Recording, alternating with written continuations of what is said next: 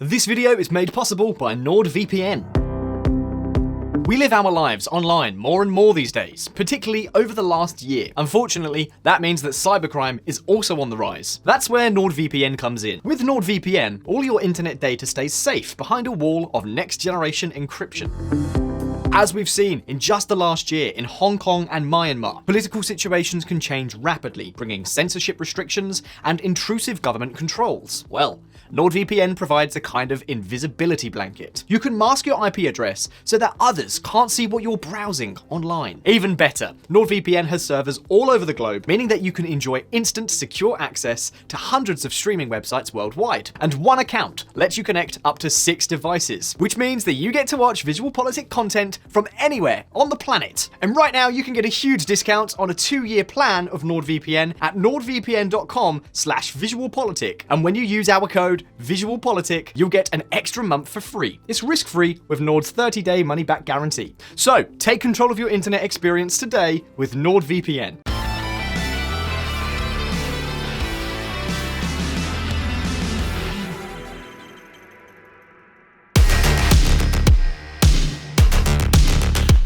Humankind has already gone through the Copper Age and the Iron Age, and right now, at this very moment, we're in the middle of the Lanthanide Age. Say what? Okay, I'm sure that the vast majority of you have never heard of lanthanides in your life. However, it is more than likely that here and there, you may have seen some news about the so-called rare earths. We are talking about 17 chemical elements that are becoming phenomenally important in the global economy due to their use in a multitude of devices, to which we must add a highly volatile catalyst. China is currently the world's largest producer of rare earth elements. Okay, so far so good. The problem or the issue is that the Asian giant is moving to use the rare metals as a major bargaining chip in its international political strategy. So the questions are, how can China take advantage of its dominance of the global rare earth elements market? And why are these mineral elements so important? And what alternative do Western Bloc countries have to Beijing's moves? Friends, today at VisualPolitik, we're going to answer these questions. But first, let's take a look at a bit of history. China's oil. Perhaps the most surprising thing about rare earth metals comes precisely from their name. Because the truth is that some of these metals are as abundant as nickel, copper, zinc, or even lead. Even the rarest are 200 times more commonly found in nature than gold. So rather than rare earth elements, we could call them, I don't know, reasonably abundant earth elements. But wait a minute, because the problem is that rare earth elements are found in extremely low concentrations. Even if we are talking about the richest deposits, these 17 valuable elements are only found in concentrations of 2% at most.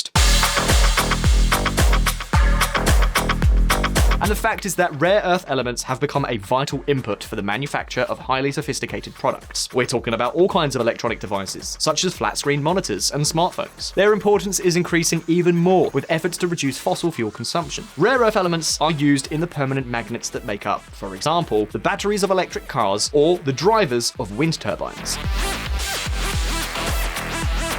Neodymium and samarium. Remember these names. They could be Palmeira's new pair of Brazilian strikers, but in fact, they are just 2 more lanthanides. However, these metals are the most sought after by the arms industry. Their properties make them ideal for precision guidance systems for missiles and smart bombs, as well as for use in drones and aircraft. So no one should be surprised when we come across news headlines like this. China targets rare earth export curbs to hobble U.S. defense industry. Financial Times. You see, as you all know, the star of the world military aviation market is the F-35 from the US manufacturer Lockheed Martin. Well, each of these aircraft uses no less than 417 kilos of rare earth material. We are talking about 3% of each F-35s being rare earth elements. And many of you will be wondering, but how on earth is it possible that such powerful American industries as aeronautics and defense can be affected by decisions made by the Chinese Communist Party itself? Well, look at this. Until the 1980s, the United States was the world's leading producer of most of these 17 chemical elements. The Mountain Pass mine and processing plants in the state of California was the world's largest supplier of rare earth elements for decades, extracting up to 20,000 tons of ore per day. And in fact, one of the lanthanides obtained at Mountain Pass, europium, made color television possible. But even so, the exploitation of lanthanides was not a particularly attractive activity. As I mentioned before, these minerals are found in very low concentrations, even in the richest deposits. That is to say, it is very difficult and expensive to extract them on a large scale. However, the Chinese 5-year plans bet heavily on rare earth mining, perhaps more as a geostrategic than an economic strategy, a decision that was made in the highest spheres. And just look at what the father of modern China, Deng Xiaoping, said.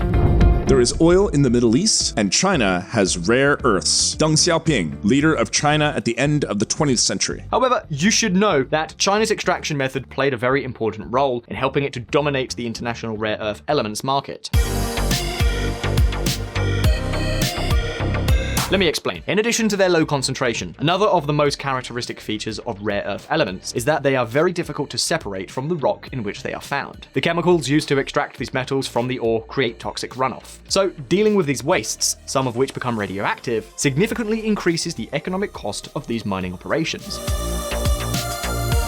And of course, let's not kid ourselves. Traditionally, pollution was not something that China was very much concerned about. This made it much easier for China to start large-scale production. And as this was happening, the prices of these metals plummeted, wiping out the profitability of mines in other countries, forcing them to close. Chinese producers took advantage of virtually non-existent environmental regulations and low wages. This is how China took control of the global rare earths market. By the end of the 20th century, China had wiped out foreign competition and cornered 97% of world production. And that was when the communist regime wanted to move on to the second phase of the plan. Wait a minute, precisely what kind of plan are we talking about? Well, listen up.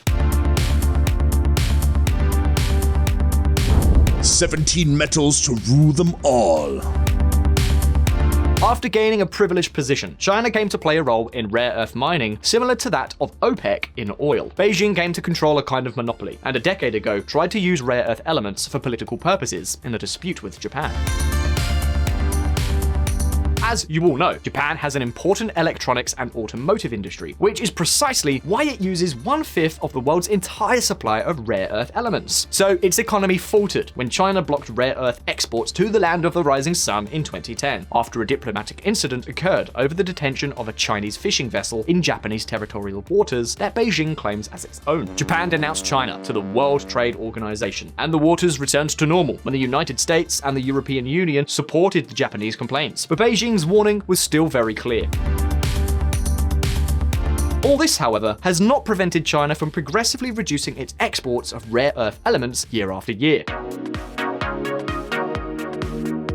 And keep in mind, it is not just that the communist regime wanted to deliberately harm the economies of rival powers. It was mainly a question of business management. First of all, because rare earth mining is expensive, so reducing the supply in a market where demand is increasing all the time, well, you can imagine the result.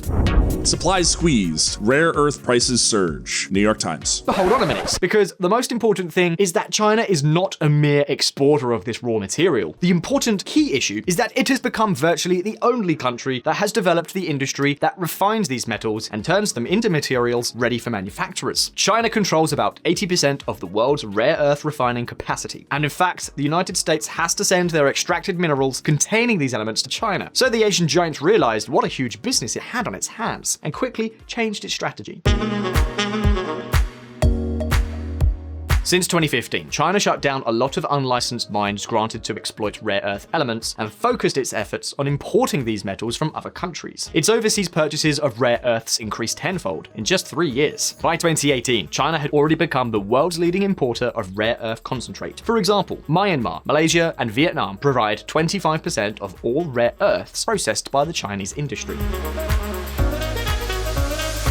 And you see, as new technologies have led to a boom in the demand for these metals, the rise in the price of lanthanides has meant that rare earth mining has become economically profitable again in other countries. And because China did not want to lose its control of the market, it moderated its presence as a producer. Currently, for example, its mining contributes 60% of the world's production of rare earth elements. In this way, its rare earth refining industry buys a large part of this raw material from foreign countries, thus preventing them from becoming suppliers to the West. And this kind of strategy is why China continues to dominate the global rare earth market, even if a whole trade war with the United States has been unleashed along the way. However, in case things get ugly with Washington again, Beijing has already implemented its Plan B. Better safe than sorry. China boosts rare earth output amid growing tech war with US. Asia Nikkei. In this way, Beijing's goal is to increase its domestic production of rare earths by 30%. This also fits in with the new technological aspirations of this giant, which, for example, aims to ensure that by 2035, all vehicles sold in the country will be electric or hybrid. A technological war that the United States has to face with such a scenario. And not only that, we could show you similar graphs from Japan or the European Union. And don't forget, all this is happening at precisely the same time that the 17 chemical elements that comprise the rare earths are increasingly important for the technology industry in developed countries. So the big question we can all ask ourselves is there any alternative to being at the mercy of the wishes of the Communist Party of China? Listen up. The battle for rare earths. I don't think I need to remind you that lately the relationship between Beijing and Washington, well, it's been going through a bit of a rough patch. We only have to take a look back and remember the trade war or the measures that the US government took as recently as last September 2020 against companies such as Huawei or SMIC, the Semiconductor Manufacturing International Corporation, China's largest chip manufacturer. Evidently, these moves did not amuse Xi Jinping's regime, which of course did not sit idly by. In December 2020, China passed a new control law for strategic materials whereby Beijing can arbitrarily limit the export of these minerals. You know, the good old national security excuse. Perhaps the oldest political excuse in the world. But hold on a minute, because that's not all. The latest thing that China is preparing has set off alarm bells halfway around the world. China tightens rare earth regulations, policing entire supply chain. Asia Nikkei. With this new law, the communist regime intends nothing less than to have everything related to rare earth elements under its control, from extraction to export, including all industrial processing to convert the minerals into refined metals, and then to transform these into products ready for the manufacture of other goods, whether they be hard disks or Tomahawk missiles. Okay, stop. Wait a minute. In theory, it is complicated to think that China would consider turning off the tap, mainly because doing so would also hurt Chinese companies, which typically make the motors and batteries for US companies that use rare earth magnets. But of course, when the time comes, if things go wrong, the question being asked in many Western foreign departments and intelligence services is, what on earth could be done if the Chinese, nevertheless, decide to press the red button? And my friends, at this point, all eyes turn to Japan, a country that has been trying for a decade to shake off its dependence of the Chinese Communist Party. So the question is, what did Japan do after that diplomatic incident in 2010? Well, basically, it acted in three ways. The first was efficiency. Thus, the main objective of the Japanese manufacturers has been to reduce the amount of rare earth elements needed to achieve the same product. In other words, smaller motors require less neodymium. So, although Japan now manufactures more electric and hybrid vehicles than a decade ago, demand for this metal, including alloys, has fallen by about 30% compared to 2008 levels. The second measure was to look for alternative supplier countries. Vietnam, for example, has significant reserves of rare earths, but lacked the necessary investment to exploit them. So that's where the big Japanese technology corporations came into the picture, loaded with cash. So did the government, which has even financed foreign companies. This is the case, for example, of Lynas, the Australian mining company with a rare earth refinery in Malaysia. In this way, Japan has managed to reduce its almost total dependence on Chinese imports to 58%. And finally, it has put in place a tool that is as basic as it is effective. In Tokyo, they asked themselves, if we already do it with rice and gasoline, why not do it with rare earths? And as we say at VisualPolitik, no sooner said than done. Japan to stockpile rare metals as part of effort to reduce dependence on China. Japan forward. And this is the playbook Japan has passed on to Washington and the rest of the world on how to deal with China to prevent Beijing from being able to punish the Western tech industry.